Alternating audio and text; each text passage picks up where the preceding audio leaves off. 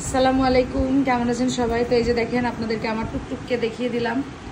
টুকু টুকটুক টুকটুক টুকটুক। তো আমার টুকটুক হচ্ছে গ্লেজ দেয়। তা আপনারা দেখতেই পাচ্ছেন যে আমার টুকটুক একদম গ্লেজ দেয়, এত সুন্দর মাশাআল্লাহ। তো যাই হোক, আমরা আসল কথায় আসি। চলেন আজকে আপনাদেরকে একটা মজার জিনিস দেখাই।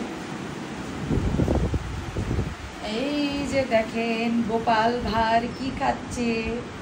কি খাচ্ছ গোপাল ভাঁড়? পোলাও মাংস।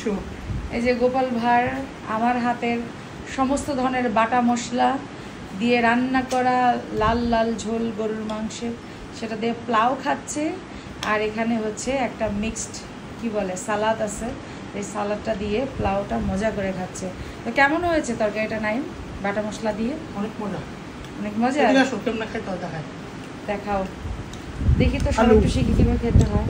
আলুটা মাখাই নিতে হবে। রোহিত চাকমার মতো শিখাইতেছে। একটু মাংস, তারপর একটু একটু স্লাদ, তারপর একটু পোলাও নাও। এই যে নিলাম, তারপর জোরে বলো। নিয়ে গোডাউনে দিতে হবে এরকম করে। আচ্ছা, এখন গোডাউনে ভরতেছো না? এই যে দেখেন কিভাবে গোডাউনে ভরতে হয়, আপনাদেরকে হাতে কলমে শিখিয়ে দিল। ঠিক আছে, তাই গোপাল ভাঁড় সবাইকে টাটা দিয়ে দাও।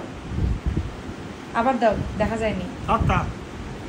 তা আমার গোপাল ভাঁড় তাহলে খাক মজা করে। আপনারাও খাওয়া দাওয়া করেন, আর কমেন্ট করে অবশ্যই জানাবেন যে আজকে আপনারা কারা পোলাও মাংস খেলেন সালাদ দিয়ে, এবং কে কী রান্না করেছেন অবশ্যই কমেন্ট করে জানাবেন। আল্লাহ হাফেজ।